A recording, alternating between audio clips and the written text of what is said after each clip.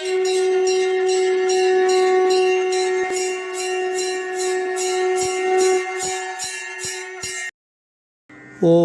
ஸ்ரீ குருப்யோ நமஹ. ஓம் கம் கணபதயே நமஹ. நம்ம ஸ்ரீநிகேதன் வலைதளம் வாயிலாக முருகப்பெருமானுடைய சஹஸ்ரநாமத்திலிருந்து தினம் ஒரு நாமாவளியை சிந்திச்சுருக்கோம். இன்றைய தினம் 139வது நாமாவளியாக ஓம் அம்பிகா தனயாய நமஹ. முருகப்பெருமான லோக மாதாவாகிய பார்வதி மைந்தனுக்கு நமஸ்காரம் அப்படின்னு வர்ணிக்கிறது.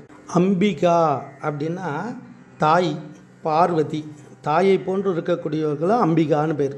அதனால்தான் எல்லா பெண்களுமே பராசக்தியினுடைய அம்சம் அப்படின்றதெல்லாம் தெய்வ வழிபாடு பண்ணுறவா உணர்வா. அப்போ ஒவ்வொரு சக்தியுமே எல்லா உயிருக்கும் தாய் ஆதார சக்தியாக இருக்கக்கூடியது. அப்படி பார்வதிக்கு அம்பிகான்னு பேர். அந்த பராசக்தியினுடைய மகனாக வர்ணிக்கக்கூடிய நோக்கம் என்ன அப்படின்னா, பராசக்தி எப்பேற்பட்ட பிரபாவம் உடையவள். தேவி மகாத்மியம் வர்ணிக்கும். யஸ்யா பிரபாவ மதுலம் பகவான் அனந்தோ பிரம்மா ஹரஸ்ச நஹிவக்து அலம்பலஞ்ச. பிரம்மா விஷ்ணு ருத்ரர்களாலும் வர்ணிக்க முடியாத பிரபாவத்தை உடையவள் பராசக்தி. அப்பேற்பட்ட பராசக்தி கிட்டேருந்து வந்திருக்கார். இப்போ சுவாமியினுடைய நெற்றிக்கண்ணிலிருந்து வந்ததாக சொல்கிறா. அப்போ அம்பாள் இல்லையா அங்கே அப்படின்னா, தன்னுடைய சரீரத்தில் பாதி அம்பாளுக்கு கொடுத்துட்டார் சுவாமி. அப்போ அந்த நெற்றிக்கண்ணுலேயும் பாதி யாருடையது அப்படின்னா அம்பாளுடையது தான். அப்போ சிவசக்தியை பிரிக்க முடியாது. சொல்லும் பொருளும் என நடமாடும் துணைவருடன். அப்போ சுவாமி சிவசக்தியை பிரிக்கவே முடியாது.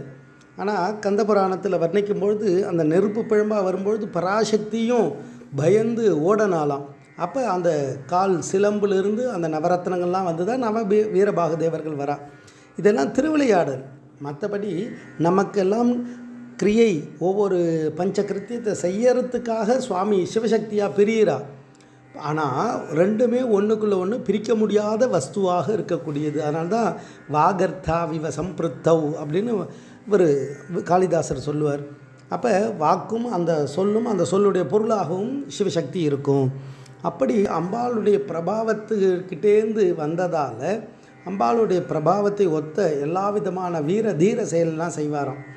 அதை அருணகிரிநாத சுவாமிகள் தேவேந்திர சங்க வகுப்புன்றதில் பாடும்பொழுது அம்பாள் அப்படி வர்ணிக்கிறார்.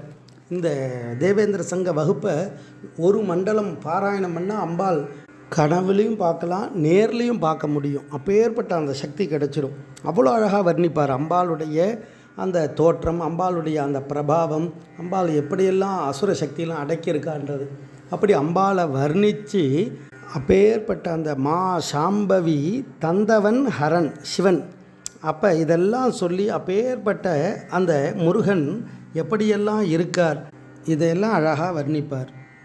தரணியில் அரணிய முரணிர நியனுடல் தனைநக நுதிகொடு சாடோங்கு நெடுங்கிரி ஓடேந்து பயங்கரி தமருக பரிபுர ஒளிகொடு நடனவில் சரணிய சதுர்மறை தாதாம்புய மந்திர வேதாந்த பரம்பரை சரிவலை விரிசடை எரிபுரை வடிவினல் சததல முகுலித தாமாங்குஷம் என்றிரு தாளாந்தர அம்பிகை தருபதி சுரரொடு சருவிய அசுரர்கள் தடமணி முடி பொடி தானாம்படி செங்கையில் வேல் வாங்கிய சங்கரி இரண கிரண மடமையின் மிருக மதபுலகித வில முளையில நீர்தாங்கி நுடங்கிய நூல் போன்ற மருங்கினல் இறுகிய சிறுபிறை எயிருடை யமபடர் எனதுயிர் கொலவரின் யானேங்குதல் கண்டெதிர் தானென்று கொழுங்குயில் இடுபலி கொடுதிரி இரவலர் இடர்கெட விடுமன கரதல ஏகாம்பரை இந்திரை மோகாங்க சுமங்கலை எழுதிய படமென இருளரு சுடரடி இணை தொழு மௌனிகள் ஏகாந்த சுகந்த தரு பாசாங்குஷ சுந்தரி கரணமும் அரணமும் அலமொடு முடல்படு கடுவினை கெட நினை காலாந்தரி கந்தரி நீலாஞ்சனி நஞ்சுமிழ் கனலெறி கணபன குணமணி அணிபணி கனவலை மரகத காசாம்பர கஞ்சுளி தூசாம்படி கொண்டவள் கனைகழல் நினையலர் உயிரவி பைரவி கௌரி கமலை குழை காதார்ந்த செழுங்கழு நீர் தோய்ந்த பெருந்திரு கரைப்பொழி திருமுக கருணையில் உலகெழு கடலினை பெறவலர் காவேந்திய பைங்கிலி மா சாம்பவி தந்தவன் அரணெடு வடவரை அடியொடு பொடிபட அலைக்கடல் கெட அயில் வேல் வாங்கிய செந்தமிழ் நூலோன் குமரன் குகன் அருமுகன் ஒருபதோடு இருபுய நபினவ அழகிய குரமகள் தார்வேந்த புயன் பகை ஆமாந்தர்கள் அந்தகன் அடன்மிகு கடதட்ட விகடித மதகளி ரணவரதமுமாக லா மாந்தர்கள் சிந்தையில் வாழ்வாம்படி செந்திலில் அதிபதி எனவரு பொருதிரள் முருகனை அருள்பட மொழிபவர் ஆராய்ந்து வணங்குவர் தேவேந்திர சங்கமே. அப்படி இந்த தேவேந்திர சங்க வகுப்பில் அவ்வளோ அழகாக அம்பாளை வர்ணித்து அப்பேற்பட்ட அந்த பராசக்திகிட்டேருந்து முருகப்பெருமான் வந்து அவர் எப்படியெல்லாம் அடியார்களுக்கு அனுகிரகம் பண்ணுறாருன்றதை வர்ணிக்கிறார். அப்படி அந்த லோக மாதாவாகிய பார்வதி மைந்தனுக்கு நமஸ்காரன்றதை இந்த நாமாவளி தத்துவார்த்தமாக வர்ணிக்கிறது. ஓம் அம்பிகா தனயாய நமஹ. ஸ்ரீ குருப்யோ நமஹ. ஓம் சும் சுப்பிரமணியாய நமஹ.